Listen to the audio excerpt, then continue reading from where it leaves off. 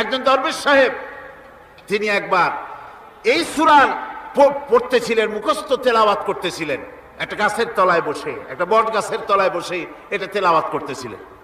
যখন তিনি পড়লেন হাল তারা মিন ফুতুর, আমার সৃষ্টি নৈপুণ্যতার ভিতরে কোনো ভুল পাওয়া যায় নাকি? দরবেশ সাহেব চিত হয়ে শুয়ে শুয়ে তেলাওয়াত করতেছেন আর বলছেন, আল্লাহ রব্বুল আলামিন, তোমার সৃষ্টি নৈপুণ্যতার ভিতরে কোনো ভুল ধরার ক্ষমতা তো কোনো মানুষের নাই। তবে একটা জিনিস আমার নজরে পড়ল, এই যে বিরাট বট গাছটা, পৃথিবীতে যত গাছ আছে যেমন গাছ তেমন ফল, তাল গাছটা যেমন ফলও তেমন, নারকেল গাছটা যেমন ফলটাও তেমন, কিন্তু এত বড় বিশাল বট গাছ ফল হতেছে ছোট্ট ছোট্ট ট্যাবলেটের মতো। গাছটা যেমন ফলটা তেমন হয় নাই। আল্লাহ এটা ভুল না, তুমি বলেছো যে দেখো কোনো ভুল টুল আছে নাকি, তো ভুল তো না, আমার চোখে এটা লাগলো, যেমন গাছ তেমন ফল হয় না। দরবেশ সাহেব চিত হয়ে শুয়ে শুয়ে তেলাওয়াত করছেন, মনের মধ্যে এই চিন্তা আসলো, গাছটা যেমন তেমন ফলটা হলো না। দরবেশ সাহেব বলেন, এই চিন্তা করতেছি, হঠাৎ করে একটা দমকা হাওয়া বয়ে গেল, ডালে ডালে বাড়ি লেগে গেল, একটা আদা পাকা বটের ফল অনেক উপর থেকে বৃন্তচ্যুত হয়ে চট করে এসে আমার নাকের উপরে ফট করে পড়লো। নাকের উপরে এমন ভাবে পড়ছে, নাকটা জ্বলে উঠছে। আমি সেজদায় পড়ে গেলাম। দরবেশ সাহেব বলেন, আমি সেজদায় পড়ে গেলাম, চোখের পানি ফেলে আল্লাহর দরবারে মাপ চাইলাম, বললাম, রব্বুল আলামিন, তোমার কোনো জিনিসের ভিতরে কোনো খুঁত নাই, নিখুঁত জিনিস তুমি বানাইছো, কোনো ভুল নাই। আমি চিন্তা করেছিলাম নারকেল গাছ যেমন তার ফলও তেমন, তাল গাছ যেমন তার ফলও তেমন, বট গাছটা যেমন তেমন ফল। আমার আন্দাজ মতো, আমার চিন্তা মতো, যত বড় বট গাছ অত বড় ফলটা যদি হতো, বটের ফলটা যে পজিশন নিয়ে আমার নাকে পড়েছিল, গাছ যেমন ফল তেমন হলো, নাকও যেত, আমার মাথাও যেত। আল্লাহ রাব্বুল আলামিন বলেন, দেখো বান্দা, আমার সৃষ্টি নৈপুণ্যতার মধ্যে কোনো ভুল পাবে না। সুবহানাল্লাহ বিহামদিহি, কোনো ভুল নাই, বারবার তাকাও, কোনো ভুল পাবে না। আল্লাহ সুবহানাহু ওয়া তাআলা সুন্দর করে বানিয়েছেন, যা দেখবেন শুধু সুন্দর আর সুন্দর। সুবহানাল্লাহ বলেন, শুধুই সুন্দর। ফুলের সৌন্দর্য দেখেন, গাছের সৌন্দর্য দেখেন, জমিনের সৌন্দর্য দেখেন, পাখির সৌন্দর্য দেখেন। আল্লাহ পাক যা বানালেন সবগুলিকে আল্লাহ পাক সুন্দর করে করে সৃষ্টি করেছেন, সব গুছিয়ে গুছিয়ে সুন্দর করে করে বানিয়েছেন, অসুন্দর করে কিছু বানান নাই। ফুল দেখতে কত সুন্দর, ফুলের থেকে ফল হয়, সে ফল হওয়ার জন্য ফুলের পুংকেশর আর স্ত্রী কেশরের মিলন ঘটতে হয়। তো ফুল তো আর চলতে পারে না, এই মিলনটা কেমনে হবে? এই জন্য আল্লাহ পাকের রুচি দেখেন, আল্লাহ পাকের রহমত দেখেন, আল্লাহর কুদরত চিন্তা করুন। সুবহানাল্লাহ বিহামদিহি। ফুল সুন্দর জিনিস, ফুলের চাইতে আর কিছু সুন্দর আছে নাকি? এত সুন্দর ফুল, এই পুংকেশর এবং স্ত্রী কেশরের বিনিময়টা কে করবে? এইটা করার জন্য আল্লাহ পাক এই দায়িত্ব তেলাপোকাকে দেন নাই, দিছেন নাকি? আরশোলাকে দিছেন, সার পোকাকে দিছেন, উই পোকাকে দিছেন, তাতে ফুলের ইজ্জত নষ্ট হবে। ফুল যেমন সুন্দর, আল্লাহ রুচি, আল্লাহ রাব্বুল আলামিনের সৌন্দর্য বোধ কত বিরাট, কত মহান আল্লাহ পাক। ফুল যেমন সুন্দর, ওই সুন্দর ফুলের উপরে তেলাপোকা পড়লে ফুলের সৌন্দর্য নষ্ট হবে। এই জন্য আল্লাহ পাক ফুল যেমন সুন্দর, ওই পুংকেশর আর স্ত্রী কেশরের মিলন ঘটাবার জন্য রব্বুল আলামিন সুন্দর প্রজাপতির ব্যবস্থা করেছেন। ফুল যেমন সুন্দর, প্রজাপতিও সুন্দর। প্রজাপতির ডানায় কোন শিল্পী কোন তুলি দিয়ে এত রং লাগালো! সুবহানাল্লাহ বিহামদিহি, সুবহানাল্লাহ বিহামদিহি। কি সুন্দর প্রজাপতি আল্লাহ তৈরি করলেন। আল্লাহ পাক বলছেন, এমনি সুন্দর করে বানালাম, মানুষ বানাইছি, সে মানুষের সৌন্দর্য দেখো। দুইটা চোখ দিলাম দেখার জন্য। চোখ কি জন্যে? এখন এই চোখ দুটা যদি কুমিরের মতো আল্লাহ গোল বানাই দিতেন, চোখ গোল এরকম কুমিরের মতো দেখতে বিশ্রী হতো। চোখ দুটোকে আল্লাহ টানা টানা করেছেন, চোখের উপরে ভুরু লাগিয়েছেন, তাতে আবার পশম দিয়েছেন, চোখে পিসি দিয়েছেন, চোখের ভিতরে মণিটা কালো করেছেন, তার চতুর্দিকে সাদা অংশকে নীলাভ করেছেন যাতে কালোটা আরো ফুটে ওঠে। সুবহানাল্লাহ বিহামদি। কত সৌন্দর্য আল্লাহ রাব্বুল আলামিন মানুষকে দিয়েছেন। আল্লাহর রহমতের ওয়াজ সারা বছর করলেও তো ফুরাবে না, এত রহমত, এত দয়া আল্লাহ সুবহানাহু ওয়া তাআলা। মানুষ আল্লাহ কি সুন্দর করে বানালেন। একবার একজন দরবেশ সাহেব রাস্তা দিয়ে যাচ্ছেন, প্রতিমধ্যে তিনি দেখতে পেলেন নদী থেকে এক কলসি পানি নিয়ে এক যুবতী সুন্দরী মেয়ে রাস্তা বেয়ে যেতেছে।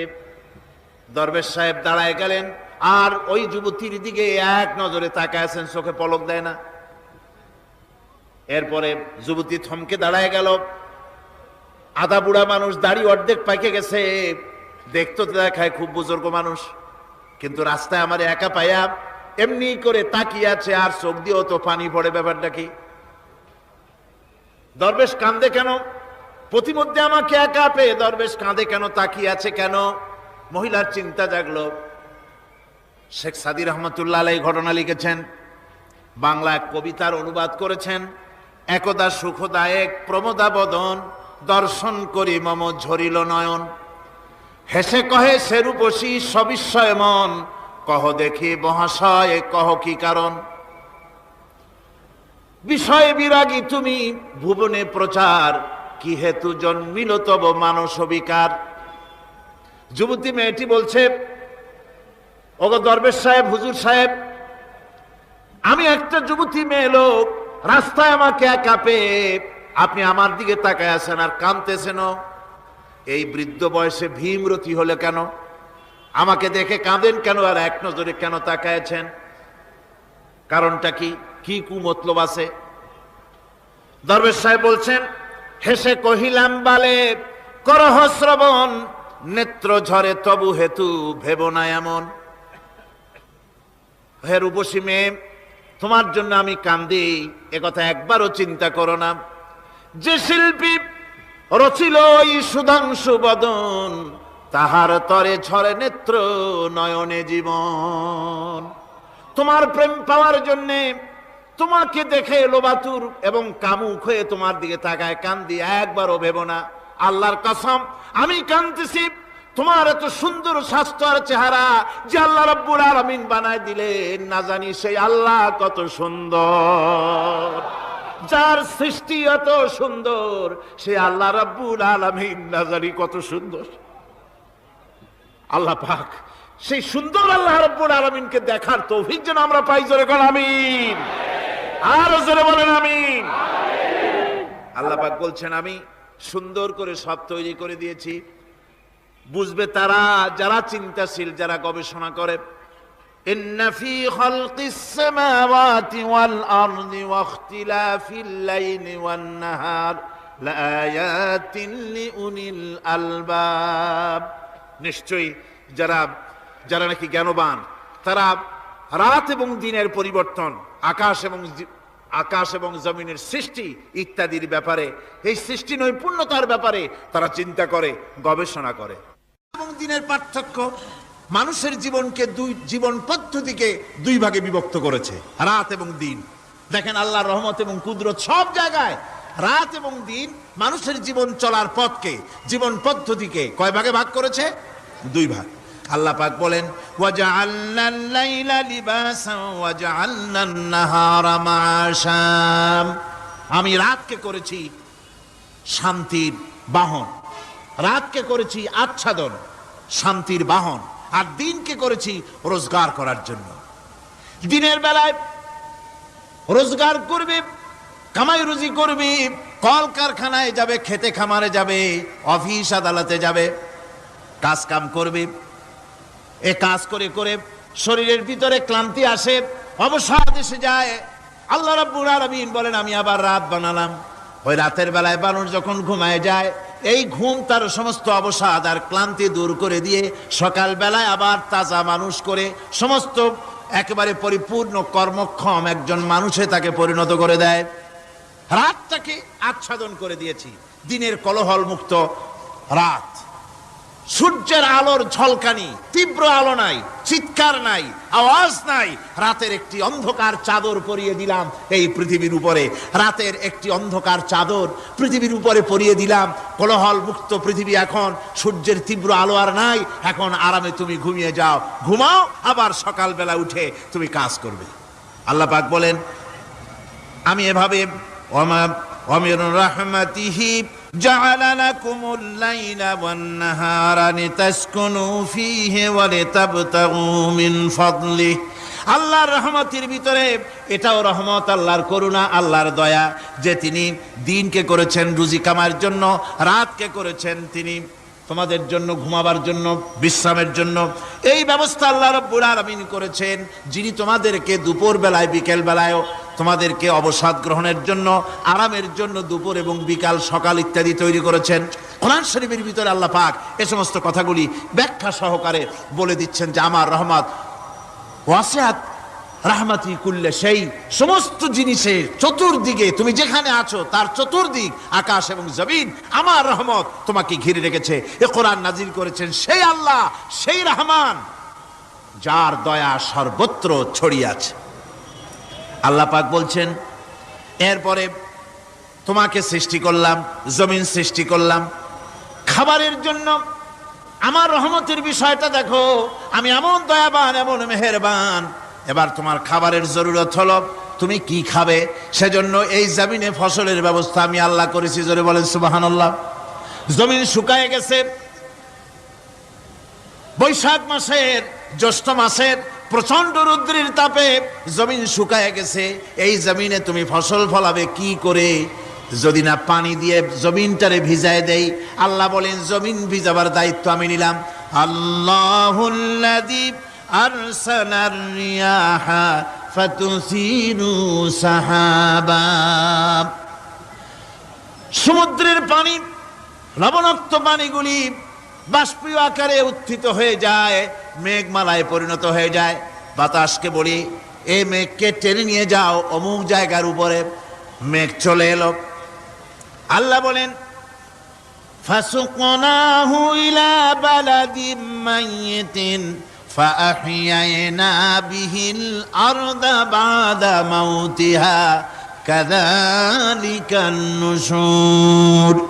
আল্লাহ পাক বলছেন, বৃষ্টির পানি পড়লো, মরা জমিন জিন্দা হয়ে গেল। এই মরা জমিন জিন্দা হলো।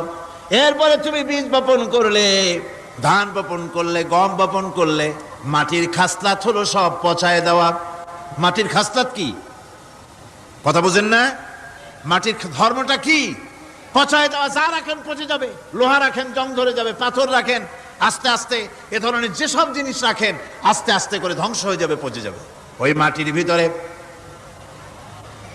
ধান এবং গম, আপনার ফসল, আপনার খাদ্য, আপনার রিজেককে আমানত করে দিলেন। আল্লাহ পাক ওটাকে হেফাজত করলেন। এরপরে ওর ভিতর থেকে পাতা অঙ্কুরিত হয়ে বেরিয়ে এলো। এখন কেউ যদি বলে, আল্লাহ যদি পানি না দেন, আল্লাহ যদি বৃষ্টিটা না দেন, তাহলে আমার অসুবিধাটা কি? আল্লাহ বলেন, দেখো বৃষ্টিটা তো আমি দিলাম। বৃষ্টিটা কে দিলেন? আল্লাহ পাক বলেন, আফারাআইতুমুল মাআল্লাযী তাশরাবুন আআনতুম আনজালতুমুহু মিনাল মুজনি আম নাহনুল মুনজিলুন। তোমরা যে পানি পান করো, আকাশ থেকে এই পানিটা কে বর্ষণ করে? তুমি করো না আমি করি? কে করে জোরে কোন? আল্লাহ পাক বলছেন, আমি পানি বর্ষণ করি। সেই পানিটা, এই যে বঙ্গোপসাগরের পানি, আপনাদের কর্ণফুলীর পানি, মিষ্টি না নোনা? কি পানি জোরে কোন? এই নোনা পানি আকাশে উঠলো। আল্লাহ পাক বলেন, ইচ্ছে যদি করতাম, লাউ নাশাউ জাআলনাহু জাজান ফালাউলা তাশকুরুন। পানি উঠালাম, নোনা পানি, ইচ্ছে করলে লবণাক্ত অবস্থায় অবতীর্ণ করে দিতে পারতাম, জমিনের ফসল সব নষ্ট হয়ে যেত। কিন্তু আমি নোনা পানি উঠাইয়া ওই পানিগুলিকে মিষ্টি করে আমি নাজিল করে, জোরে কান সুবহানাল্লাহ, মিষ্টি পানি অবতীর্ণ করে দিলাম। এখন মানুষ বলে, আল্লাহ পানি না দিলে কি হইতো? আমাদের খাল আছে, বিল আছে, সাগর আছে, নদী আছে, পুকুর আছে, হাওড় আছে, টিউবওয়েল আছে, ডিপ টিউবওয়েল আছে। আল্লাহ বৃষ্টি না দিলে তো কি হয়ে গেল আমাদের? আল্লাহ পাক জবাব দিয়েছেন, কুল আরাআইতুম ইন আসবাহা মাউকুম গাওরান ফামান ইয়াতিকুম বিমাইম মাইন। বলো দেখি সবে শুকাইয়া যদি যায় এই জমিনের পানি, তাহলে হেথায় তটডির ধারা কে দিবে সবারে আনি। টিউবওয়েলের পানি, পাতালের পানি, দরিয়ার পানি, সাগরের পানি, হাওড়ের পানি, বিলের পানি সব যদি আমি আল্লাহ শুকায় দেই, আমি আল্লাহ ছাড়া এমন কোন শক্তি আছে যে মরা গাঙ্গে নতুন করে পানির জোয়ার এনে দিতে পারে? আছে কেউ? কেউ নাই। আল্লাহ পাক বলেন দেখুন আমার রহমত, এভাবে করে আমি পানি দিলাম, বৃষ্টি দিলাম, এবার গাছ উঠলো, বীজ বপন করছিলাম, গাছ উঠলো। আনতুম আনশাতুম শাজারাতাহা আম নাহনুল মুনশিউন। মাটি থেকে এই গাছকে কে উদ্গত করে দিল? হয় বেটা, কে দিল? তুমি দিছো না আমি দিয়েছি? কে দিয়েছে? জোরে কন, জোরে চিল্লা এখন, কে দিল? আল্লাহ পাক বলেন গাছ উদ্গত করে দিলাম, গাছ এবার বড় হলো। এই গাছ আল্লাহ রাব্বুল আলামিন এই গাছ তৈরি করলেন। এই গাছ শুধু আপনার জ্বালানি। আল্লাহ রাব্বুল আলামিনের বাণী, ফাইন্না মাআল উসরি ইউসরান ইন্না মাআল উসরি ইউসরা। আল্লাহ পাক বলেন জেনে রাখো, দুঃখ এবং কষ্টের সাথে রয়েছে সুযোগ আর সুবিধা, আর অসচ্ছলতার সাথে রয়েছে উদার সচ্ছলতা। জোরে কোন সুবহানাল্লাহ। কাজে ভয় পাওয়ার কারণ নাই, হতাশ হওয়ার কারণ নাই। মন আশায় বুক বেঁধে রাখো। গুনাহ করেছ, হতাশ হয় না। যুবকদের গুনাহ করা স্বাভাবিক। ইউনিভার্সিটির ছাত্র, কলেজের ছাত্র, প্রফেসর, শিক্ষক, অফিসার ঘুষ খেয়েছেন, জিনা করা হয়েছে, মদ খাওয়া হয়েছে, মিথ্যা কথা বলা হয়েছে, যাই কিছু করেন না কেন ভয় পাওয়ার কারণ নাই, নিরাশ হওয়ার কোনো দরকার নাই। আল্লাহ পাক ডেকে বলেছেন, কুল ইয়া ইবাদিয়াল্লাযীনা সারাফু আলা আনফুসিহিম লা তাকনাতু মির রাহমাতিল্লাহ। আরে আমার আল্লাহর মতো এত ভালো আর কেউ আছে? এত দরদ আর কারো আছে? আমার আল্লাহ বলেন, ও নবী আপনি শুনায় দেন, হে আল্লাহর বান্দারা, তোমরা যারা নিজেদের উপরে বাড়াবাড়ি করেছো, নিজেদের উপরে জুলুম করেছো, অত্যাচার করেছো, আমি আল্লাহর রহমত থেকে নিরাশ হয়ে যেও না। মানুষ যদি অপরাধ করে, বাপের সাথে অপরাধ করেছে, মায়ের সাথে অপরাধ করেছে, মা বাবা সন্তানের চাইতে এত বড় কল্যাণকামী তো আর কেউ নাই, কিন্তু মা বাবা কোনোদিন বলে না আয় আমার ছেলে তোরে মাফ করে দেই, এরকম বলে নাকি? মন চায় ছেলে যদি মাপ চাইতো খুশি হয়ে মাফ করে দিতাম, কিন্তু কেন যে আসে না, ডাকে না যে আয় মাফ করে দেই। মা বাপ আপনাকে এত ভালোবাসে, সেই মা বাপও আপনাকে বলে না যে আয় মাফ করে দেই। আমার আল্লাহ হচ্ছেন এমন আল্লাহ, আল্লাহ রাব্বুল আলামিন ডাকেন, এ বান্দা খুন করেছিস ফিরে আয়, জিনা করেছিস ফিরে আয়, হত্যা করেছিস ফিরে আয়, চুরি করেছিস ফিরে আয়, কুফরি করেছিস ফিরে আয়, সুদ খেয়েছিস, ঘুষ খেয়েছিস, মদ খেয়েছিস ফিরে আয়, এসে আমার দরবারে চোখের পানি ফেল, আমার দরবারে কাঁদাকাটি কর। ইন্নাল্লাহা ইয়াগফিরুয যুনুবা জামিআ ইন্নাহু হুয়াল গফুরুর রহিম। আমার দরবারে চোখের পানি ফেলে কান, আমি রব্বুল আলামিন জিন্দেগীর গুনাহ মাফ করে দেব। সুবহানাল্লাহ কোন, সুবহানাল্লাহ কোন। আমার কাছে কান, চোখের পানি ফেল। আল্লাহ রাব্বুল আলামিনের কাছে বান্দার দুইটা ফোঁটা বেশি প্রিয়। একটা হলো জিহাদের ময়দানে যে রক্ত ফোঁটা দেওয়া হয়, এটা আল্লাহর কাছে প্রিয়।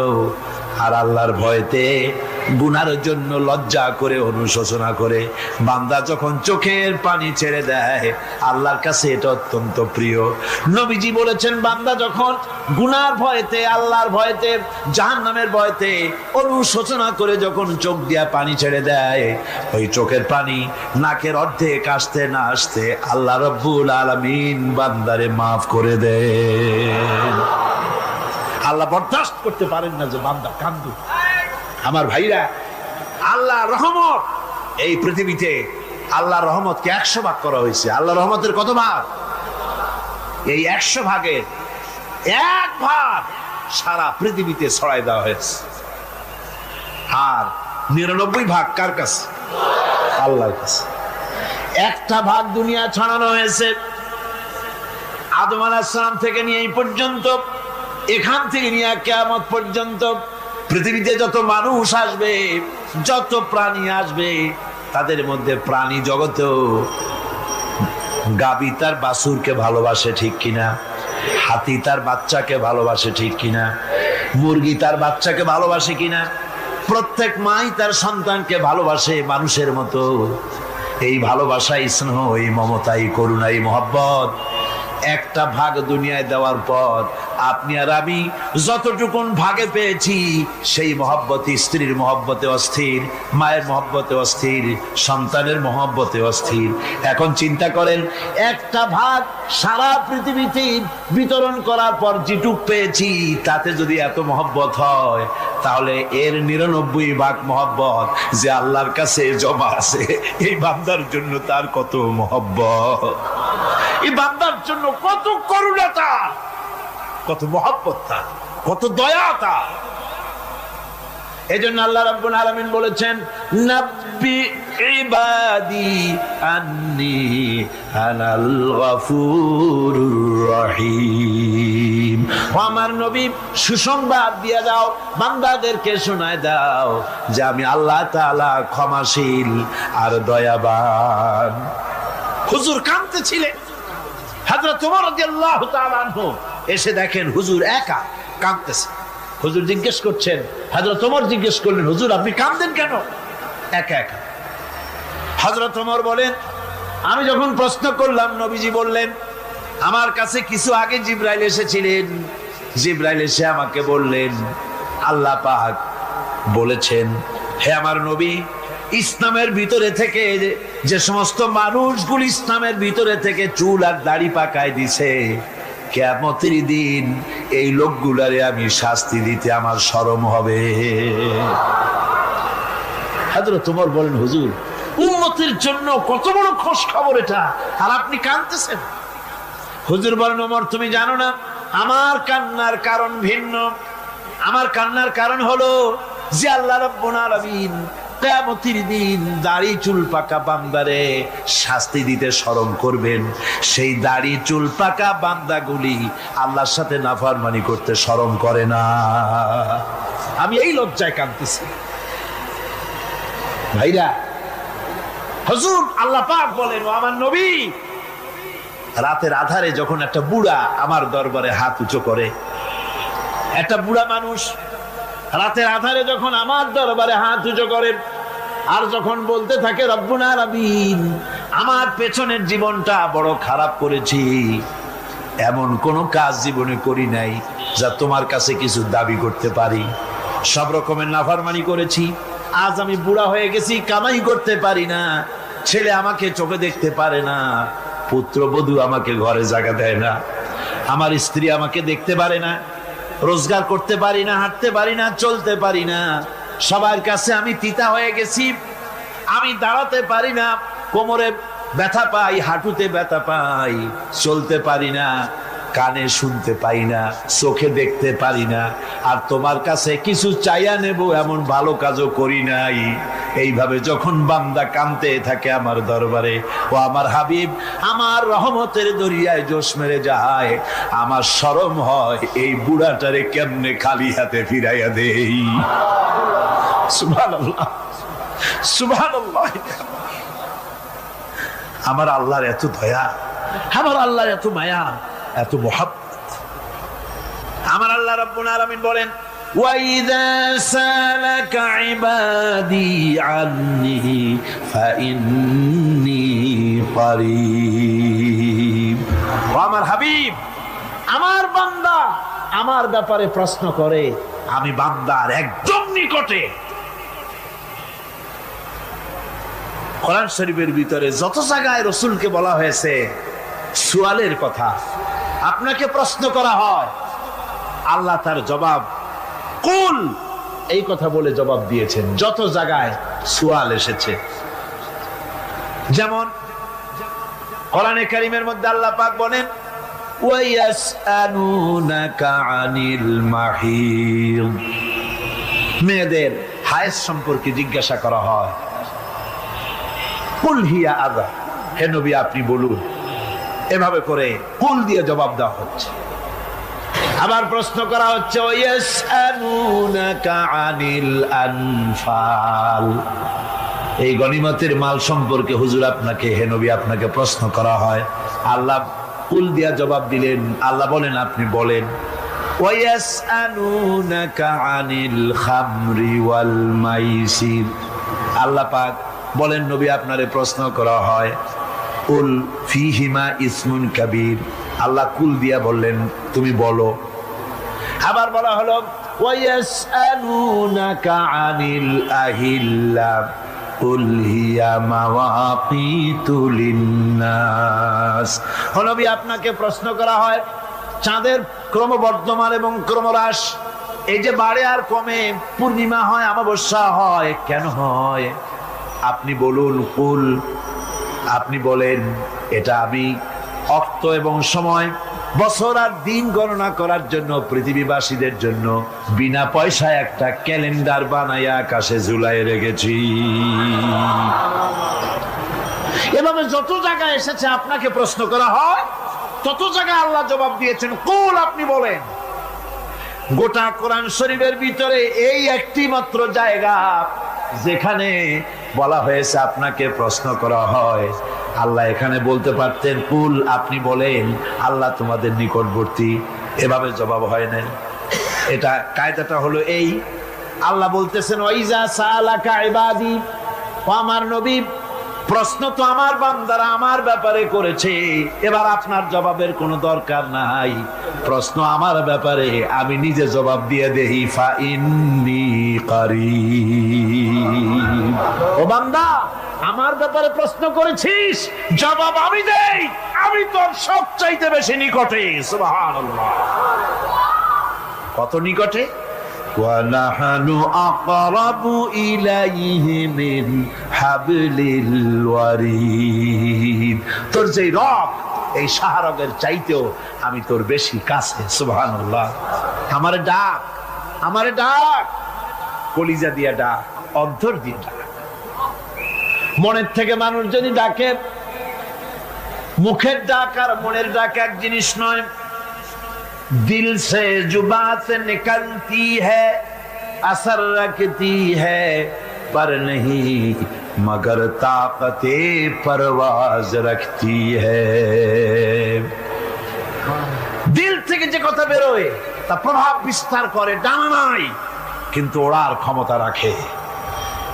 মনের কথাই ভিন্ন, মন থেকে, দিল থেকে, কলিজা থেকে, অন্তরের গভীর কন্দর থেকে মুহাব্বতের সাথে কেউ যদি একবার বলে আল্লাহ, বলেন আল্লাহ, আল্লাহ, আল্লাহ,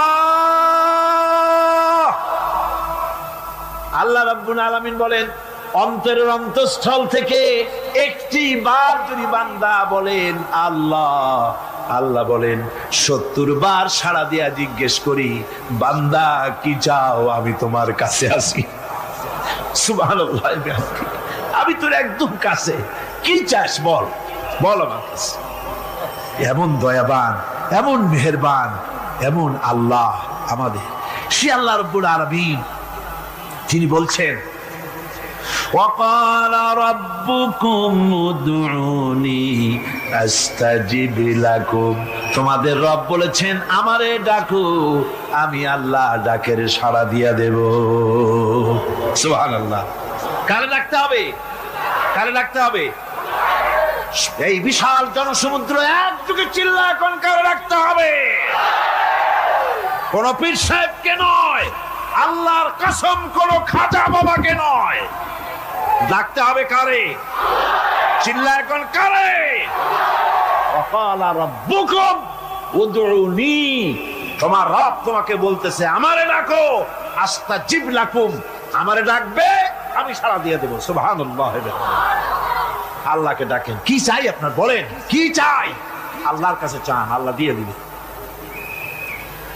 দেওয়ার জায়গা আল্লাহর কাছে চাইবেন আল্লাহ দিবেন দেওয়ার জায়গা চাওয়ার জায়গা হলো সেজদায় পড়ে যাবেন আমার ভাইয়েরা জায়গাটা চিনায় দিলাম মাজারে যাওয়া লাগবে না কবরে যাওয়া লাগবে না 2 রাকাত নামাজ পড়ে সেজদায় পড়ে গিয়া যত বিপদ আছে মুসিবত আছে সেজদার মধ্যে চোখের পানি ছেড়ে দেন আর কেন্দে কেন্দে জীবনের কথা বলেন আল্লাহ রাব্বুল আলামিন আপনার আওয়াজ শুনবেন আর দোয়া কবুল করে নিবেন কাঁদতে হবে আল্লাহর কাছে কার কাছে আল্লাহর কাছে সুম্মা ইস্তাগফিরুল্লাহ আর এরপরে সে যদি আমি আল্লাহর কাছে ক্ষমা চাই ইয়াজিদিল্লাহ গফুরুর রহিমা সে আমি আল্লাহকে গফুর এবং রহিম হিসেবে পাবে সুবহানাল্লাহ আল্লাহকে গফুর এবং রহিম হিসেবে পাওয়া যাবে সব আল্লাহকে বলতে হবে গুনাহ মাফ চাইতে হবে এইজন্য হুজুর সাল্লাল্লাহু আলাইহি ওয়াসাল্লাম দৈনিক 100 বার তওবা পড়তেন কোন হাদিসে আছে 70 বার কোন হাদিসে আছে 100 বার তওবা পড়তেন নামাজের পরে তো প্রত্যেক নামাজই পড়তেন হুজুর সালাম ফিরাতেন আর সাথে সাথে বলতেন আল্লাহু আকবার আস্তাগফিরুল্লাহ আস্তাগফিরুল্লাহ আস্তাগফিরুল্লাহ মনে থাকবে আপনাদের মনে থাকবে সালাম ফিরাইয়া কি বলবেন না সালাম ফিরাবার সাথে সাথে বলবেন আল্লাহু আকবার তারপরে পড়বেন আস্তাগফিরুল্লাহ আস্তাগফিরুল্লাহ আস্তাগফিরুল্লাহ তওবা পড়বেন আল্লাহর কাছে সব সময় গুনাহ মাফ চাইতে থাকবেন বিনীত থাকবেন আল্লাহকে পাওয়া যাবে তাকে রহিম হিসেবে পাওয়া যাবে সুতরাং ঈমান বিল্লাহ আল্লাহর প্রতি ঈমান আনলে পরে চতুর্থ নম্বরে যে উপকারটা হবে সেটা হলো হতাশায় ভুগবে না নিরাশায় ভুগবে না আশায় বুক বেঁধে উঠবে ঈমান মজবুত হবে আল্লাহর কাছে মানুষ বিনয়ী হয়ে যাবে এবার পঞ্চম নম্বরের উপকার আমি বলছিলাম ঈমান বিল্লাহ আল্লাহর প্রতি ঈমান আনলে পরে অসংখ্য উপকার হয় অসংখ্য বৈশিষ্ট্যের আছে এর 6টা উপকারের কথা আমি বলবো কয়টা অসংখ্য উপকারের ভিতরে প্রধান 6টি উপকারের কথা বলবো এর বললাম কয়টা 4টে বলছি এবার বলো পঞ্চম উপকারের কথা আল্লাহর প্রতি আপনি পূর্ব পশ্চিমে কতবার মুখ ঘোরালেন এটাই কিন্তু আপনার আসল সৎ কাজ নয় আসল সৎ কাজ হলো আল্লাহর প্রতি ঈমান আনা এই ঈমানের ব্যাপারে 3টা দিন আমরা পার করে দিলাম এখনো কথা শেষ হয় নাই আল্লাহর প্রতি ঈমান আনলে পরে যে উপকারটা হবে পঞ্চম নম্বরে সেটা হলো কঠোর এবং কঠিন বিপদের ভিতরে বান্দার ভিতরে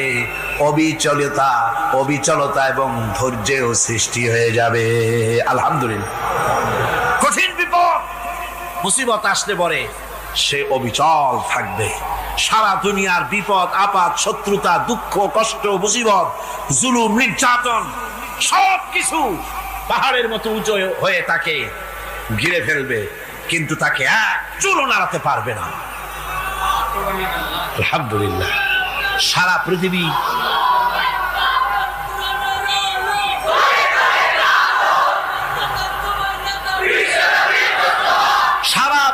একদিকে আর সে একা একদিকে থাকবে বিরোধিতা তো হবেই বিপদ তো আসবেই কবি বলতেছেন সাথে জাকা রহা হ্যায় अज़ल से ता इमरोज सतेजा का रहा है अज़ल से ता इमरोज चरागे मुस्तफावी से शरारे बुलहबीस সে আবহমান কাল থেকে শুরু করে মুস্তাফা সাল্লাল্লাহু আলাইহি ওয়াসাল্লামের দীপ শিখার সাথে আবু জেহেল আবু লাহাবের অগ্নিস্ফুলিঙ্গের টক্কর লেগেই আছে। রাসূলুল্লাহর আল্লাহর দেওয়া এই বিধান, এই দ্বীনের বাতিটা টিম টিম করে জ্বলেছে। আর গোরকি টর্নেডো হাজার হাজার মাইল বেগে হেরিকেন এসেছে, গোরকি এসেছে, টর্নেডো এসেছে, টাইফুন এসেছে, কিন্তু এই আলো নিভাইতে পারে নাই। সুবহানাল্লাহ, এই আলো নিভাতে পারে নাই। এই শত্রুতা চিরকালের, নিভাতে পারবে না। কারণ হচ্ছে আল্লাহ রাব্বুল আলামিন বলেছেন, ইউরিদুনা লিইউতফিউ নূরাল্লাহি বিআফওয়াহিহিম ওয়াল্লাহু মুতিম্মু নূরিহি ওয়ালাউ কারিহাল কাফিরুন। ওরা চায় মুখের ফু দিয়ে আমার আলোকে নিভিয়ে দেবে, কিন্তু আমি আমার আলোকে পূর্ণতা দান করব। তাতে কাফের বেঈমানদের কলজায় যত জ্বালা যন্ত্রণা হোক, আমার দ্বীন কেউ মিটাই দিতে পারবে না।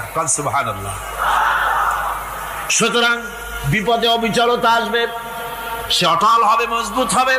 কোরআনে কারীম বলতেছে, ওয়া কাযালিকা জাআলনা লিকুল্লি নাবিয়্যিন আদুওয়াম মিনাল মুজরিমিন। এই পৃথিবীতে এমনি করে আমি সকল নবীদের শত্রু বানিয়েছি, সব পাপিষ্ঠ অপরাধীদেরকে। নবীদের সাথে বিরোধিতা করেছে কারা? পাপিষ্ঠরা, অপরাধীরা। আজও খুঁজে দেখেন, আজও ইসলামী আন্দোলনের বিরোধিতা যারা করে সবগুলি কি পাপিষ্ঠ? সত্য কি না কর? ইসলামী আন্দোলনের বিরোধিতা যারা করে, হিসাব করে, চোখ দিয়ে তাকায় দেখেন, খুঁজে দেখেন তাদের নামগুলি। মদখোর, জিনাকার, বদমাশ, চোর, হাইজাকার, বেনামাজি, লুটেরা, মিথ্যাবাদী, সবচাইতে সমাজের নিকৃষ্ট লোকগুলি ইসলামের বিরোধিতা করে।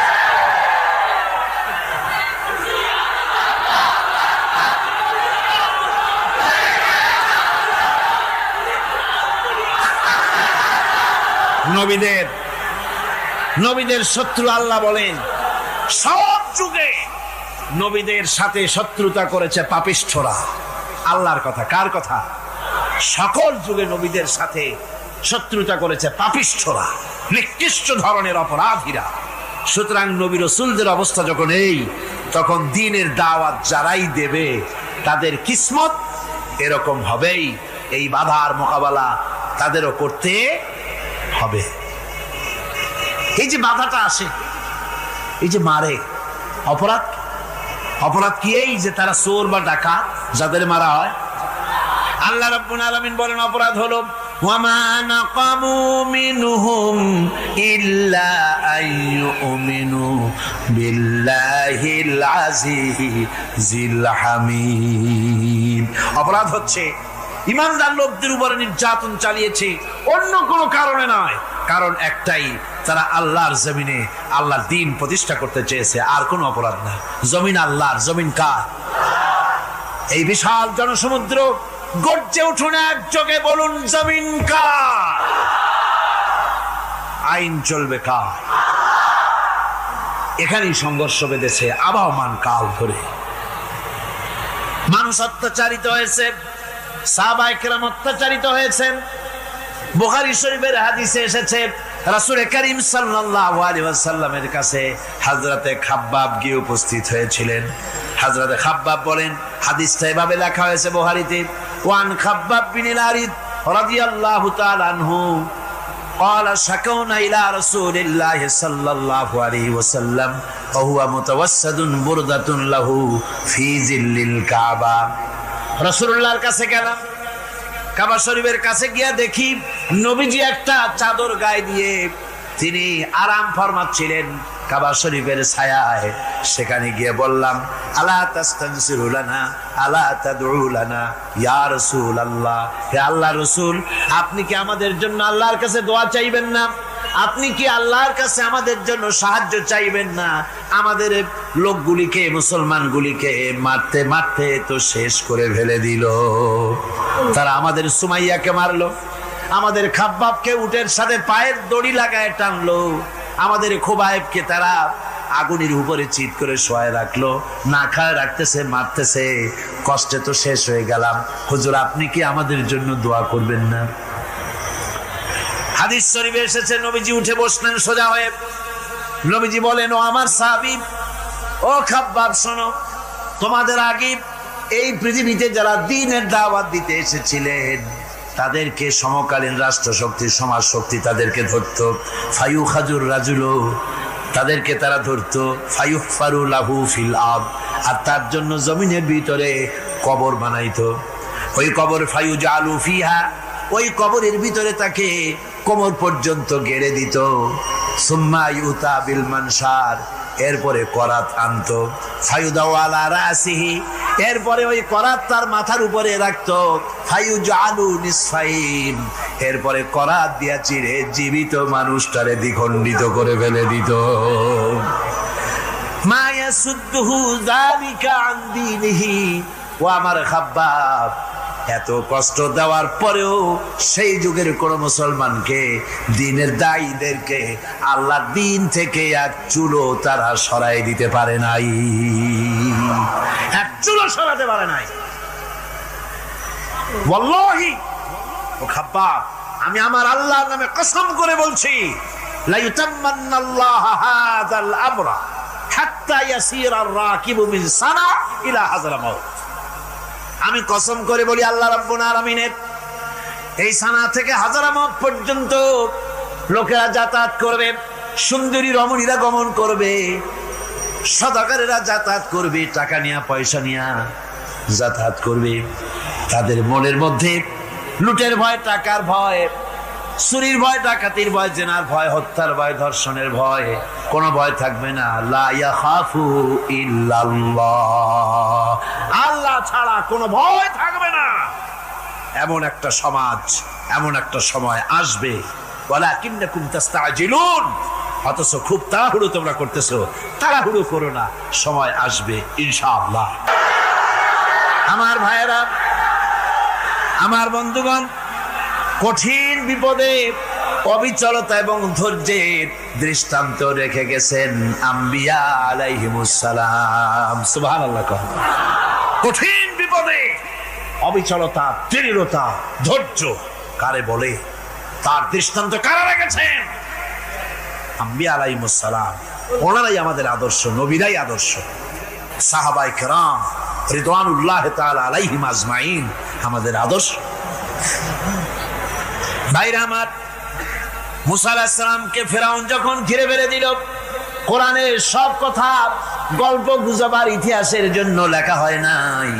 কোরআনের মধ্যে যা লেখা হয়েছে সব বান্দাদের উপদেশের জন্য, যাতে করে লোকেরা চিরটা কাল এর থেকে উপদেশ নিয়ে নিজেদের তৈরি করতে পারে। জোরে বলেন সুবহানাল্লাহ। মুসা আলাইহিস সালামের কথা আল্লাহ বলেন, ফেরাউন তাকে ঘিরে ফেলে দিল, পালাবার রাস্তা নাই। ফালাম্মা تراءى الجمعان قال أصحاب موسى إنا لمدركون। মুসা আলাইহিস সালামের উম্মতেরা বললেন, হে মুসা, পাকড়াও হয়ে গেছি, পালাবার রাস্তা নাই। তিন দিক থেকে আমাদেরকে ঘেরাও করেছে ফেরাউনের শক্তি। সামনে কি? দরিয়া, আর তিন দিকে কি? ঘেরাও আন্দোলন। পালাবার পথ নেই, পালাবার পথ নাই। সারাশি আক্রমণ, ঘেরাও আন্দোলন। এই যে ঘেরাও টেরাও তো আজকে নতুন নাই, ঘেরাও আসছে অনেক আগের থেকে। আসলে কথা বুঝতে পেরেছি। মাইক না থাকলে আমি কি করবো কোন? আজকে এরকম হচ্ছে কেন? আগামীকাল ঠিক হবে ইনশাআল্লাহ, রাগ করেন না। গান হচ্ছে, বসেন বসেন। শয়তান ঢুকছে মাইকের মধ্যে। অনেক সময় হয় কি, মাইকের হাই পাওয়ারের যে মেশিন আছে, এর ভিতরে ইথার থেকে রেডিওর ওই গানগুলি ওর মধ্যে ঢুকে পড়ে। কথা বুঝতে পেরেছেন? এই জন্য শয়তান তো আর বসে থাকে না, ওরও তো কিছু করার আছে। ধৈর্য ধরেন, ধৈর্য ধরেন। কালকে অপারেটরদেরকে মাওলানা শামসুদ্দিন সাহেবের কাছে অনুরোধ করব, অপারেটর একটু ভালো করে হেদায়েত করে দেবেন। মাইকে আজকে আমার নিজেরও কষ্ট হচ্ছে, আমিও বুঝতে পারছি না যে আমার কথাগুলি কি আওয়াজে বেরোচ্ছে, যার জন্য আমাকে বেশি চিল্লাইতে হচ্ছে। বক্তাকে কি লাউডে তার কথা বেরোচ্ছে তা তার কানে আসতে হয়, তাহলে বোঝা যায় যে আমার কথাগুলি কিভাবে বেরোচ্ছে। এটার এই অবস্থায় সিচুয়েশন আজকে নাই, এবং লোকেরাও মাইকের ব্যাপারে আজকে অভিযোগ করেছে যা বিগত 16 বছরে করে নাই। সেটের ব্যাপারে কোথাও কোনো অসুবিধা হয়েছে? মাইকটা ভালো, এবং মাইক যারা দেন প্রতি বছর খেদমত করে, আল্লাহ তাদের প্রতি রহম করুন, সবাই বলেন আমিন। এদেরকে রাগ করে পথে পাই আবার মারধর করেন না। সিলেটের যে তাফসির মাহফিল হয়, বিগত 19 বছর তাফসির করেছি একটানা, এবার 20 বছর পুরো হবে ইনশাআল্লাহ। সিলেটে একটানা 20 বছর তাফসির করতেছি সেখানে। তো মাইক, যে একটা লোক বিনা পয়সা মাইক দেয়, মাইকের ভাড়া সে নেয় না, তাফসিরের মাহফিলের মাইকের ভাড়া নেয় না। যে বছর এরশাদ সরকার আমাকে প্লেন থেকে নামতে দিল না, আপনাদের মনে আছে, সিলেট থেকে ফিরাই দিল, এই খবরটা মাইকম্যান যখন শুনেছে যে আমাকে নামতে দেয় নাই, ফিরাই দেওয়া হয়েছে, সাথে সাথে স্ট্রোক করেছে, হার্ট ফেল করে দুনিয়া থেকে বিদায় হয়ে গিয়েছে। সিলেটে তাফসির হতে পারবে না এই কথা সে বরদাস্ত করতে পারে না। আমি কেঁদেছি আর দোয়া করেছি, আল্লাহ কোরআনের মহব্বতে লোকটার এই অবস্থা হলো, তোমার জান্নাত তুমি দয়া করে তাকে দান করে দিও। কাজে কোনো ব্যবসায়ী চায় না যে তার ব্যবসাটা খারাপ হোক, লোকেরা মন্দ বলুক। এ মাইকের ব্যাপারে আপনারা আজকে রাগারাগ করেন না, যা হয়েছে কালকে ভালো হবে ইনশাআল্লাহ। সবাই বলেন ইনশাআল্লাহ। এখন চলেন আমরা ফেরাউনের অবস্থা দেখি গিয়া কি করতেছে ফেরাউন। মুসা আলাইহিস সালামকে ঘেরাও করে ফেলেছে, পালাবার উপায় নাই, একদিকে দরিয়া, তিন দিকে ফেরাউনের শক্তি। এই যে ঘেরাও টেরাও মানে নতুন তো না, ধর্মঘট নতুন না, এ পুরানা জিনিস। এই পৃথিবীতে সর্বপ্রথম ধর্মঘট কিসের উপরে হয়েছে জানেন? এই পৃথিবীর প্রথম ধর্মঘট হয়েছে পেঁয়াজ, রসুন আর ডাইলের উপরে, মুসা আলাইহিস সালামের জামানায়। লান নাসবিরা আলা তুআমিন ওয়াহিদ, আমরা এক রকমের খাদ্য আর খাবো না, আমাদের পেঁয়াজ দেওয়া লাগবে, ডাল দেওয়া লাগবে, রসুন দেওয়া লাগবে। সর্বপ্রথম ধর্মঘট হয় মুসা আলাইহিস সালামের জামানায়, সেখান থেকে শুরু হয়েছে। কিন্তু মশাল মিছিল যে আসলো কই থেকে, এইটা আমি খুঁজে পাইনি। পরে প্রত্যেকটা জিনিসের তো ইতিহাস আছে, আমি খুঁজতে খুঁজতে পেলাম। আমি জানি না এর ইতিহাস মূলে কোথায়, কিন্তু আমি যদ্দূর খুঁজে পাইছি সেটা হলো মশাল মিছিলের আবিষ্কার হয়েছে লঙ্কায় রাবণের সময়। হনুমানের লেজে আগুন দিয়া তারপরে লঙ্কা কাণ্ড ঘষালো, নামই আছে লঙ্কা কাণ্ড। হনুমানেরা লেজে আগুন দিয়ে রাবণ যে লঙ্কায় মশাল মিছিল করেছিল হনুমানদের দিয়া, ওই হনুমানের ওই সিস্টেমটা এখনো আমাদের দেশে চালু আছে। এইটা আসলে কোন ভদ্র লোকের এই মিছিল হওয়া উচিত না। আগুন নিয়ে কিসের মিছিল? আগুন হলো জাহান্নামের প্রতীক। আগুন কিসের প্রতীক? জাহান্নামের প্রতীক। যদিও আমাদের উপকারে লাগে, কাজে লাগে। সুতরাং আমরা যা করব, প্রত্যেকটা জিনিসের পেছনে সুন্নতে নববীর কোনো না কিছু থাকতে হবে। কথা বুঝতে পেরেছেন? তিন দিক থেকে ঘেরাও হয়ে গেছে, পালাবার কোনো রাস্তা। হযরতে মুসা আলাইহিস সালামের কাছে উম্মতরা বললেন, পালাবার তো কোনো পথ নাই, এখন উপায়টা কি? আমাদের তো আর উপায় নাই। মুসা আলাইহিস সালাম দেখেন বিপদে পড়ে গেছেন, কিন্তু ধৈর্য হারান নাই, ভয় পান নাই। ভয় পাইছিলেন? ভয় পেয়েছেন? প্রশ্নই ওঠে না। মুসা আলাইহিস সালাম আল্লাহ পাক যাদেরকে বলেছেন উলুল আযম, রাসূল যাদের বলেছেন তার মধ্যে হযরত মুসা একজন উলুল আযম পয়গম্বর। চারটিখানি কথা না, আল্লাহ কথা বলছেন তার সাথে, কালিমুল্লাহ তিনি। সুবহানাল্লাহ। মুসা আলাইহিস সালাম শোনালেন, কাল্লা ইন্না মাইয়া রাব্বি সায়াহদিন। কখনো নয়, আমার উম্মতেরা ভয় পেও না, আমার রব অবশ্যই আমাকে পথ দেখাবে। সুবহানাল্লাহ। তিন দিক থেকে শত্রু, একদিকে দরিয়া, পালাবার কোন রাস্তা নাই। সেখানে দৃঢ়তার সাথে তিনি বলছেন, অবশ্যই আমার আল্লাহ আমারে পথ দেখাবে। সুবহানাল্লাহ। নবীরা এই দৃঢ়তা দেখিয়েছেন, অবিচলতা দেখাইছেন। আল্লাহ পাক মুসা আলাইহিস সালাম যখন এই দৃঢ়তা দেখালেন, এই অবিচলতা দেখালেন, সঙ্গে সঙ্গে জিবরাইল এসে হাজির হয়ে গেলেন।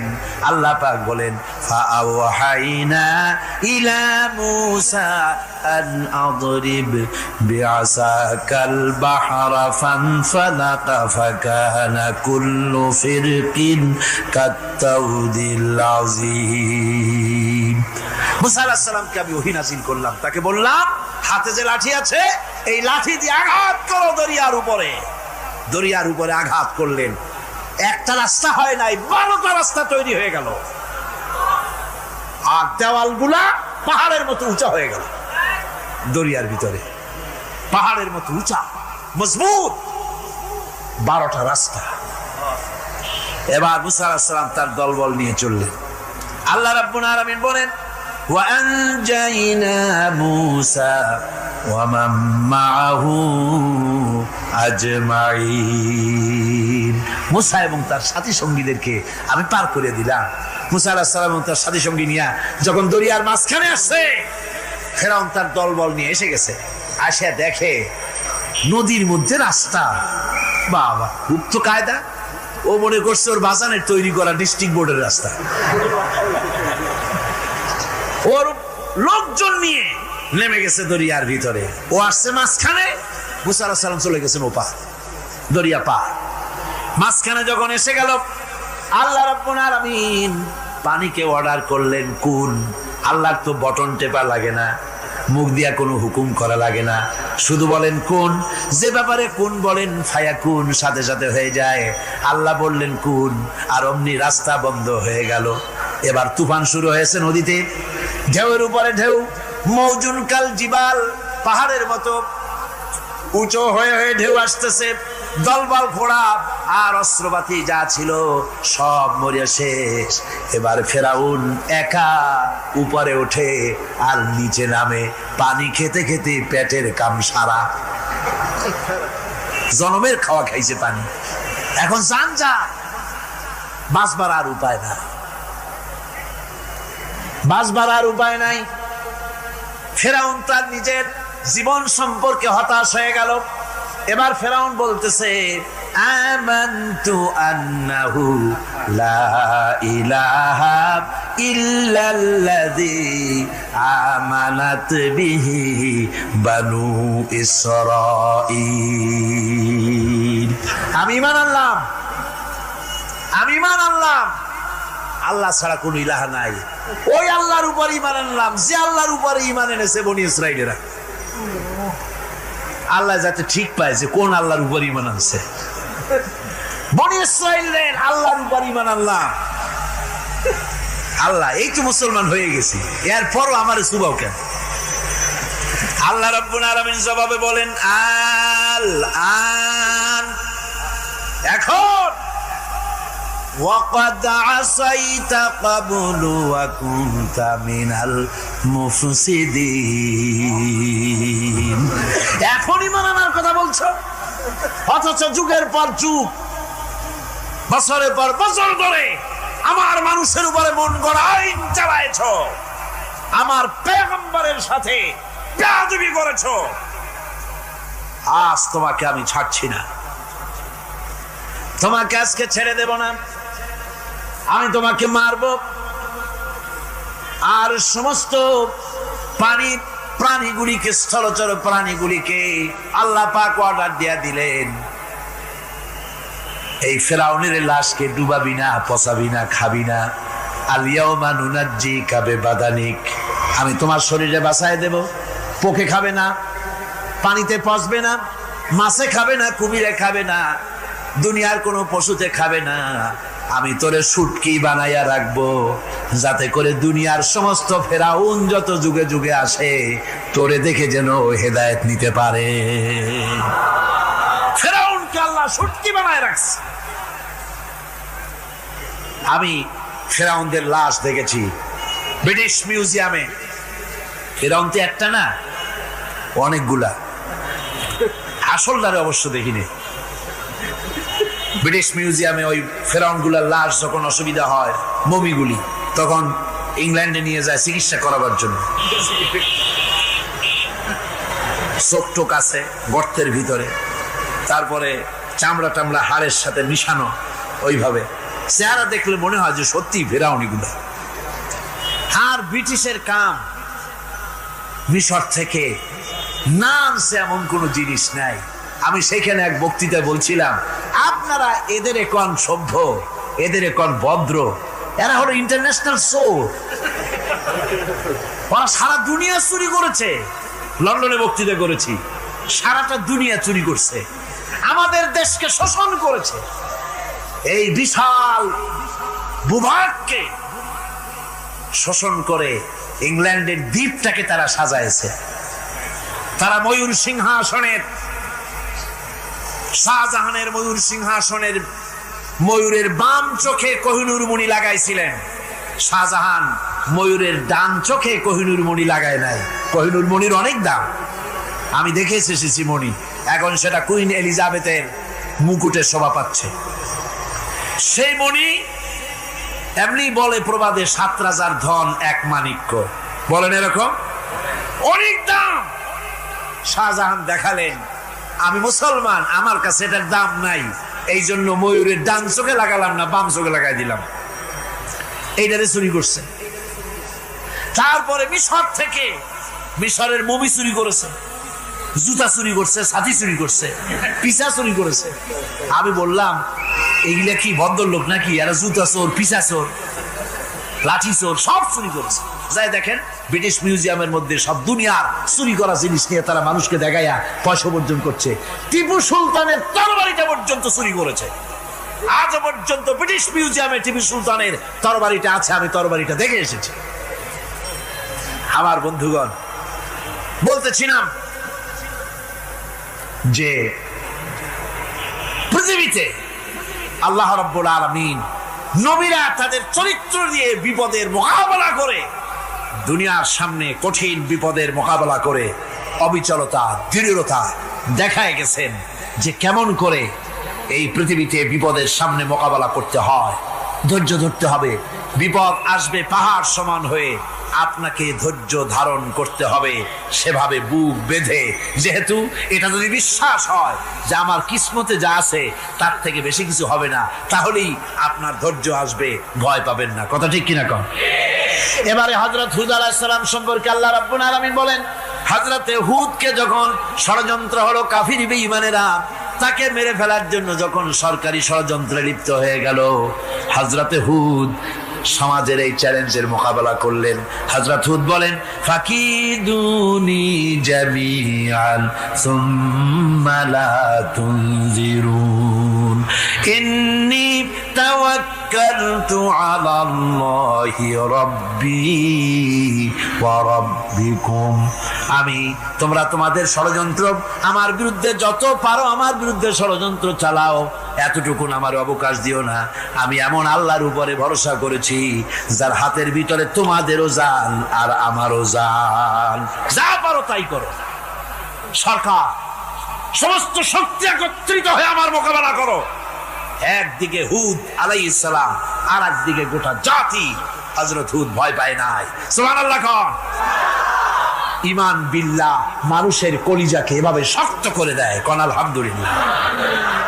এবারে এই বিপদের, কঠিন বিপদের মোকাবেলা করে আমার রাসূল যে প্রমাণ দিয়া গেলেন, আমার রাসূল যে কঠিন বিপদের মোকাবেলা করলেন, ভাইয়েরা আমার, হিজরতের রাতে সওর পাহাড়ের ভিতরে যখন তিনি আশ্রয় নিলেন, হযরতে আবু বকর সাথে ছিলেন। হযরতে আবু বকর রাদিয়াল্লাহু তাআলা আনহু বলেন, হুজুর আপনি দাঁড়ান, এটা তো পাহাড়িয়া গুহা, গুহার ভিতরে সাপ থাকতে পারে, বিচ্ছু থাকতে পারে, আমি আগে ঢুকি, বিপদ যদি হয় আমার উপর থেকে হয়ে যাক। গুহার ভিতরে নেমে গুহা সাফ করলেন। এরপরে হুজুরকে ডাকলেন, হুজুর তাশরীফ নিলেন গুহার ভিতরে। এরপরে হুজুর বললেন, আবু বকর পাহাড়ে হেঁটে হেঁটে 2-3টা পাহাড় পাড়ি দিয়া যাওয়া লাগে সুর পাহাড়ে। মদিনার সোজা রাস্তা হুজুর ধরেন নাই, মেসফালার পথ দিয়া জাবালে খেদোয়ার উপর দিয়া 3টা পাহাড় পাড়ি দিয়া তারপরে হুজুর গেলেন সুর পাহাড়ে। গুহার ভিতরে হুজুর তাশরীফ নিলেন। বললেন, আবু বকর তুমি বসো, তোমার উরুর উপরে মাথা রেখে আমি একটু আরাম করি।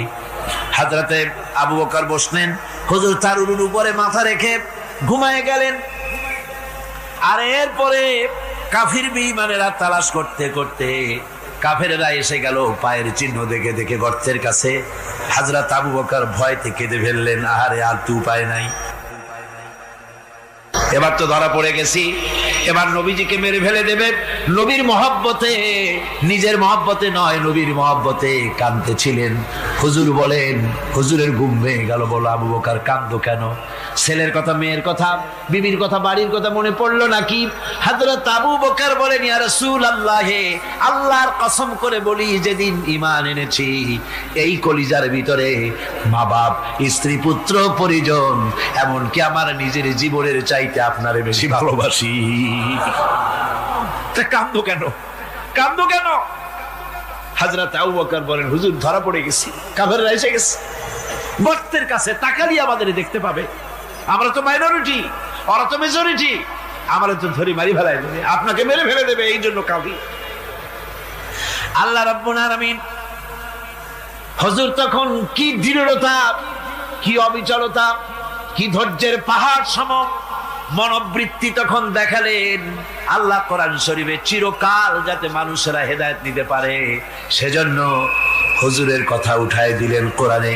আল্লাহ পাক বলেন, ইযহুমা ফিল গার ইয ইয়াকুলু লিসাহিবিহি লা তাহজান ইন্নাল্লাহা মা'ানা। ও বন্ধু, ভয় পেও না, আল্লাহ আমাদের সাথে আছেন। আল্লাহর নবী বলেছেন, মৃত্যুর সময় মালাকুল মউতকে দেখার পরে এমন পানির পিপাসা হবে, মানুষ বলবে, আয় আল্লাহ, 7টা সমুদ্রের পানি যদি পান করতে পারতাম, যে পিপাসা লেগেছে এ পিপাসা নিবারণ হতো না।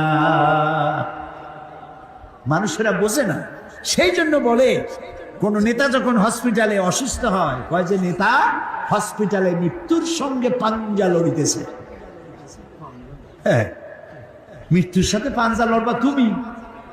মালাকুল মউত দেখলে তো তোমার কলিজা ঠান্ডা, হিম শীতল হয়ে যাবে মালাকুল মউতকে দেখলে। হযরত আবু বকর রাদিয়াল্লাহু তাআলা আনহু খুব কাঁদতে লাগলেন। তিনি বুঝতে পেরেছেন যে এই পৃথিবীতে সমস্ত সম্পদ দিতে চেয়েছিলেন আল্লাহ যাকে, তার নাম বিশ্বনবী। তিনি সবগুলি উপেক্ষা করে আল্লাহর সঙ্গে দিদার করা বেশি পছন্দ করেছেন। আমরা অতি তাড়াতাড়ি নবীজি থেকে নবীর এতিম হয়ে যাব। পরের দিন ইশার নামাজের রক্ত হলো, আজান হয়ে গেল, মসজিদে মুসল্লিরা ভরে গেছে, সাহাবায়ে কেরাম সব এসে গেছেন।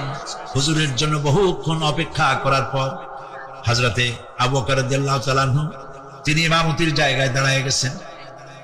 নবীজি বেহুশ অবস্থায় ছিলেন ঘরের মধ্যে। হুশ আসার পর তিনি হযরত আয়েশাকে বললেন, আয়েশা, মসজিদে নববীতে এখন কি হতেছে? তিনি বললেন, নামাজ হচ্ছে, লোকেরা আপনার অপেক্ষা করেছে, কিন্তু আপনাকে না পাইয়া দীর্ঘক্ষণ অপেক্ষা করার পর আপনাকে না পেয়ে আমার বাবার ইমামতিতে তারা নামাজ পড়তেছে, কিন্তু মুসল্লিদের মধ্যে কান্নার রোল পড়ে গিয়েছে। তাদের ধারণা হয়েছে নবীজির জায়নামাজে যখন হযরত আবু বকর দাঁড়ায় গেছে, নবীজির পিছনে নামাজ পড়া আর আমাদের কিসমতে হবে না। নবীজি বলছেন, আয়েশা রে, মসজিদে নববীর দিকের দরজাটা খুলে দাও, আমি নামাজের দৃশ্য দেখতে চাই। দরজা খুলে দেওয়া হলো। নবীজি কোন রকম মাথা উঁচু করে মসজিদে নববীতে নামাজের দৃশ্য নিজে অবলোকন করে আবার শুয়ে পড়লেন। হযরত আয়েশা লক্ষ্য করে দেখেন নবীজির চোখের পানি দিয়ে কোনা দিয়া পানি বেয়ে বেয়ে পড়ছে। হযরত আয়েশা প্রশ্ন করলেন, ইয়া রাসূলুল্লাহ, নামাজের দৃশ্য দেখি কাঁদছেন কেন? হুজুর বলেন, আয়েশা রে, এটা কোনো দুঃখের পানি নয়, আমি কাঁদতেছি এই জন্যে, এই নামাজের জামাত কায়েমের জন্য তাইফের ময়দানে অনেক রক্ত ঝরেছে, আবার উহুদের ময়দানে দান দান শহীদ হয়েছে, সাহাবায়ে কেরাম জীবন দিয়েছে। আজ আমি দেখতে পেলাম আমার উম্মতেরা জামাতে নামাজ পড়ছে। আমার ধারণা হলো ভবিষ্যতে কিয়ামত পর্যন্ত আমার উম্মতেরা এইভাবে জামাত বন্দী হয়ে নামাজ আদায় করবে।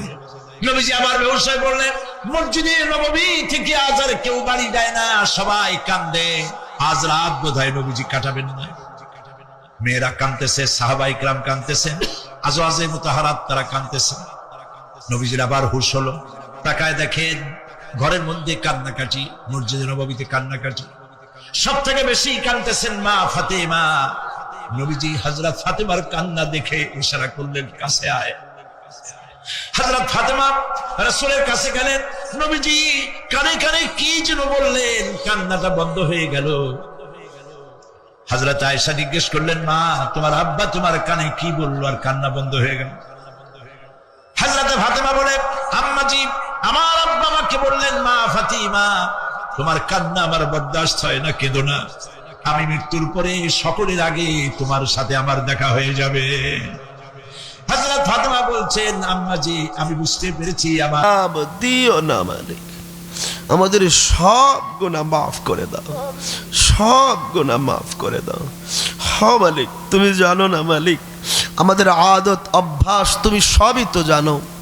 আমরা তো অন্ধকার ভয় পাই, অন্ধকারে পথ চলতে পারি না। তো এই যে অন্ধকারে বাড়িতে যাব মালিক, আমাদের সবার হাতে হাতে টর্চ লাইট আছে, না থাকলে মোবাইলের লাইট জ্বালায়া আমরা পথ চলি, অন্ধকার ভয় লাগে। ও মালিক, তুমি আমাদের কবরগুলো অন্ধকার ঘর বানায়ো না, জান্নাতি আলো দিয়ে আলোকিত করে দিও মালিক। আমাদের কবরগুলো জান্নাতি আলো দিয়া আলোকিত করে দিও মালিক। ও মালিক, তুমি সব জানো তো মালিক, আমরা বড় দুর্বল, আমরা শীত সইতে পারি না। তো শীতের কারণে ও মালিক আমরা প্রথমে গেঞ্জি গায়ে দেই, গেঞ্জির উপরে জামা গায়ে দেই, জামার উপরে কোট লাগাই, চাদর পরি, শীত সইতে পারি না। তো ও মালিক, কবরে পাতলা কাফন পইরা কেমনে থাকবো মালিক? আমাদের কবরে তুমি পাতলা কাফন রাইখো না, জান্নাতি পোশাক পরায়া দিও। আমাদের সবার কবরে জান্নাতি পোশাক পরায়া দিও মালিক। হ্যাঁ মালিক, আমরা মাটির উপরে ঘুমাইতে পারি না। তো আমরা যে ঘরে থাকি, ঘরে খাটের উপরে জাজিম বিছায়া, তুষক বিছায়া, এর উপরে চাদর বিছায়া ঘুমায় মালিক, আমরা মাটির উপরে থাকতে পারি না। তো কবরে মাটির উপরে কেমনে থাকবো মালিক? আমাদের কবরগুলোকে তুমি মাটির বিছানা বানায়ো না, জান্নাতি বিছানা বিছায়া দিও। আমাদের সবার কবরে তুমি জান্নাতি বিছানা বিছায়া দিও মালিক, জান্নাতি বিছানা বিছায়া দিও মালিক। হ্যাঁ মালিক, ও মালিক তুমি সব জানো। তো আমরা যে ঘরে থাকি, ওই ঘরে দরজা আছে, জানালাও আছে, আবার ভেন্টিলেটর লাগাই, বাতাস আসা যাওয়া না করলে ওই ঘরে আমরা থাকতে পারি না। তো মালিক, আমাদের কবরের ছোট্ট 3.5 হাত ঘর, দরজাও নাই, জানালাও নাই, উপরে একটু ফাঁকা রাখে, তাও তো মাটি চাপা দিয়া বন্ধ করে দেবে। এমন বদ্ধ ঘরে কেমনে থাকবো মালিক? আমাদের কবরগুলোকে তুমি বদ্ধ ঘর বানায়ো না, জান্নাত থেকে দুয়ার খুলে দিও। আমাদের সবার কবরগুলোতে তুমি জান্নাত থেকে দুয়ার খুলে দিও মালিক। ইয়া রাব্বুল আলামিন, আমাদের সব গুনাহ মাফ করে দাও। তুমি যাদেরকে মহব্বত করো তাদের তালিকায় আমাদের নামগুলো লিখে দাও মালিক। মাওলা, তোমার প্রিয় বানা বানায়া কবরে নিও না মালিক। ইয়া আরহামার রাহিমিন, ইয়া যাল জালালি ওয়াল ইকরাম। মালিক মাওলা, এই সিদ্দিকিয়া হাফিজিয়া মাদ্রাসাকে তুমি কবুল করে নাও। এই মাদ্রাসার সকল হাজাতকে তোমার কুদরতি খাজানা থেকে পূর্ণ করে দাও মালিক মাওলা। এই মাদ্রাসার প্রতিষ্ঠা লগ্ন থেকে নিয়ে আজ পর্যন্ত যারা এই মাদ্রাসায় জমিন দিয়েছেন, টাকা দিয়েছেন, পয়সা দিয়েছেন, মেহনত দিয়েছেন, মাদ্রাসা পরিচালনা করেছেন, কমিটির সদস্য ছিলেন, এলাকার দাতা ছিলেন, নিজের সন্তান পড়াইছেন, লজিং রেখেছেন, যে যেইভাবে তোমার এই কোরআনের প্রতিষ্ঠানের জন্য খেদমত কইরা আজকে কবরে গেছেন, সবার কবরগুলো জান্নাতের বাগান বানায় দাও। জান্নাত থেকে দুয়ার খুলে দাও, জান্নাতে বিছানা বিছায়া দাও, জান্নাতি পোশাক পরায় দাও। এই মাদ্রাসার কিয়ামত পর্যন্ত তেলাওয়াত ইবাদতের সওয়াব তাদের কবরে পৌঁছায় দাও। মালিক মাওলা, এখনো যারা তোমার এই দ্বীনের প্রতিষ্ঠানের খেদমত করতেছে, কেউ পরিচালনা করে খেদমত করতেছে, কেউ কমিটি হয়ে খেদমত করতেছে, কেউ পড়ায় খেদমত করতেছে, কেউ দান করে খেদমত করতেছে, কেউ মহব্বত করে সুপরামর্শ দিয়ে খেদমত করতেছে, মালিক যারা যেইভাবে তোমার এই কোরআনের প্রতিষ্ঠানকে সহযোগিতা করতেছে তাদের প্রত্যেককে জান্নাত দান করে দাও, প্রত্যেককে হালাল প্রশস্ত কামাই রিজিকের ব্যবস্থা করে দাও। আজকে যারা দান করেছেন, অতীতে যারা দান করেছেন, সকলের মনের নেক মাকসাদকে পূর্ণ করে দাও। যারা যেই উদ্দেশ্যে দান করেছেন সবার দানকে তুমি কবুল করে নাও, সবার মনের নেক মাকসাদকে পূর্ণ করে দাও। জীবিত আত্মীয়দেরকে মাফ করে দাও, মৃত আত্মীয়দেরকেও মাফ করে দাও। ইয়া আরহামার রাহিমিন ইয়া যাল জালালি ওয়াল ইকরাম। অনেকে দোয়া চেয়েছেন, অনেকে দোয়া চেয়েছেন মালিক মাওলা, কারা কোন নিয়তে দোয়া চেয়েছেন, সবার জন্য ইয়া রাব্বুল আমিন তুমি কুদরত থেকে তাদের জন্য কল্যাণের ফয়সালা করে দাও। এক ব্যাগ দোয়া চেয়েছেন তাদের আব্বার জন্য, মাদ্রাসার প্রতিষ্ঠাতা কবরে শায়িত আছেন, তার কবরকে তুমি জান্নাতের বাগান বানায় দাও। কিয়ামত পর্যন্ত সব তেলাওয়াতের সব তার কবরে পৌঁছায় দাও। ইয়া আরহামার রাহিমিন ইয়া যাল জালালি ওয়াল ইকরাম। যে হাফেজ হয়েছে তাদের প্রত্যেককে হক্কানি রব্বানি আলেম বানায় দাও। ইয়া রাব্বুল আমিন যাদের মেহনতে হয়েছে তাদের প্রত্যেককে ইয়া রাব্বুল আমিন তুমি তোমার প্রিয় বান্দা বান্দীদের অন্তর্ভুক্ত করে দাও। আমাদের অনেক স্বজনরা অসুস্থ আছেন, ইয়া রাব্বুল আমিন তাদের সকলকে সুস্থতার নিয়ামত দান করো।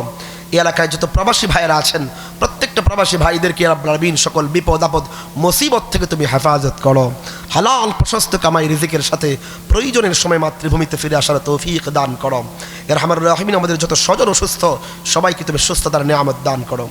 ইয়া রাব্বুল আমিন আমাদের প্রিয় মাতৃভূমি বাংলাদেশকে তুমি হেফাজত করো। ইয়া রাব্বুল আমিন আমাদের মাতৃভূমির জন্য, ইসলাম এবং দেশের জন্য কল্যাণকামী শাসক আমাদের জন্য তুমি ব্যবস্থা করে দাও। ইয়া রাব্বুল আমিন ফিলিস্তিনের নিরীহ মুসলমানদেরকে তুমি হেফাজত করো। ইয়া রাব্বুল আমিন তাদের জন্য ইয়া রাব্বুল আমিন তুমি তোমার কুদরত থেকে সহযোগিতা পাঠাও। ইয়া আরহামার রাহিমিন আমাদের প্রথম কিবলা বাইতুল মাকদিসে 2 রাকাত নামাজ পড়ায় আমাদেরকে কবরে যাওয়ার তৌফিক দিও। আমাদের মসজিদ আমাদের প্রথম কিবলা, আর ইহুদিদের বোটের তলায় মারাইতে দিও না মালিক। ইয়া আরহামার রাহিমিন আমাদের সবাইকে প্রকৃত ঈমানদার বানায় দাও। রব্বানা যালামনা আনফুসানা ওয়া ইন লাম তাগফির লানা ওয়া তারহামনা লানাকুনান্না মিনাল খাসিরিন। রব্বির রহমহুমা কামা রাব্বায়ানি সগীরা। রব্বির রহমহুমা কামা রাব্বায়ানি সগীরা। اللهم اكفني بحلالك عن حرامك واغنني بفضلك عمن سواك. ربنا هب لنا من ازواجنا وذرياتنا قرة اعين واجعلنا للمتقين اماما. رب ارحمهما كما ربياني صغيرا. اللهم اني عبدك وابن عبدك وابن امتك ناصيتي بيدك ماض في حكمك عدل في قضاؤك. أسألك بكل اسم هو لك سميت به نفسك أو أنزلته أحدا من خلقك أو استأثرت به في علم الغيب عندك أن تجعل القرآن ربيع قلبي ونور صدري وجلاء حزني وذهاب همي. سبحان ربك رب العزة عما يصفون وسلام على المرسلين. آمين برحمتك يا أرحم الراحمين. السلام عليكم.